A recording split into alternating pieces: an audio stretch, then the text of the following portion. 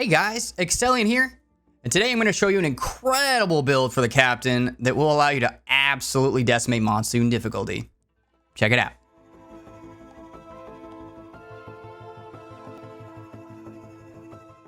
Now, if you've been enjoying the Risk of Rain videos, please go ahead and like them, subscribe to the channel, drop a comment in the section below.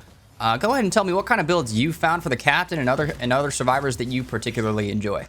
So to preface this run, we are using the Artifact of Command, which allows you to select from any item you want when you loot. This artifact in particular, I like to use to explore different build possibilities. In a standard run, this build might be a little harder to come by, but definitely not impossible. If you're good at managing scrap and getting lucky with some 3D printers here and there, this build is going to be really good. So this build is going to be centered around the captain's basic attack instead of even using his abilities at all. I mean, you'll probably still use them, but they're not going to be the main chunk of his actual damage. So to start out, I will be stacking tons and tons of tri-tip daggers. That's right, we're going a bleed build. Hapu Games has decided to make bleeding an incredibly strong build, especially with the Shatter Spleen addition to the game. One thing to note about the Captain's Shotgun Blast is that every single pellet has its own individual chance to add a bleed stack. So when you get max tri-tip daggers, which is about 10, and we'll have 100% bleed chance, the ability to stack tons of bleeds goes way up in the long term. So along with these bleeds, you should definitely be getting some crit and some attack speed. Bleeds do have a chance to crit, and the faster you're able to attack, the more bleed stacks we are going to be able to apply. So since we're stacking some crit as well, make sure to grab yourself a couple harvester scythes so that you can get some big heals whenever you crit. Get some leeching seeds as well so that you know, make sure to get that extra sustain.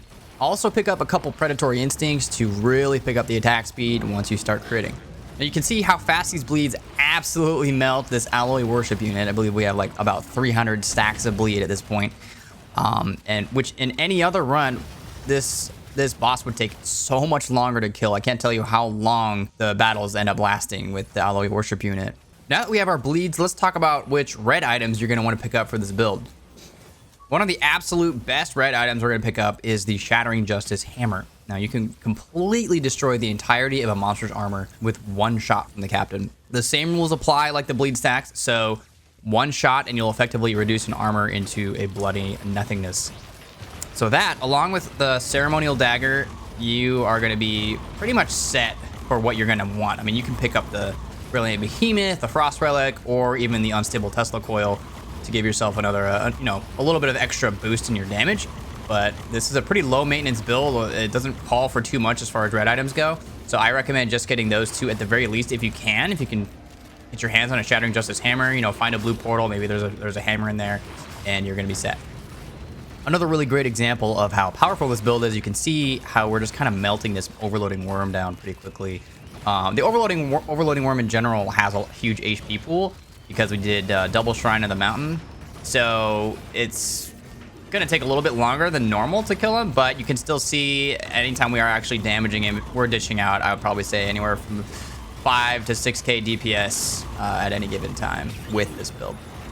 So that about does it for this build. I'll show off a glimpse of the final build and the stats at the end of the video, but for now, here's a quick battle with the Twisted Scavenger in a moment hole to showcase the peak performance of the power that the captain can have.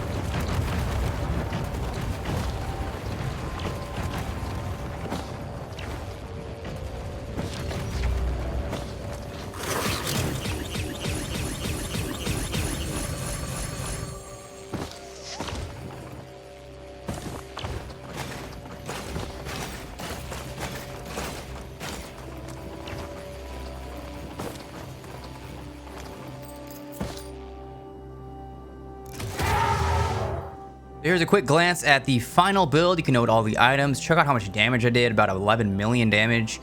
Not even very much damage taken overall. Thank you all so much. Hope you enjoyed the video. Stay tuned for more cool builds that I'll be coming up with for other classes. But until then, I'll see you around.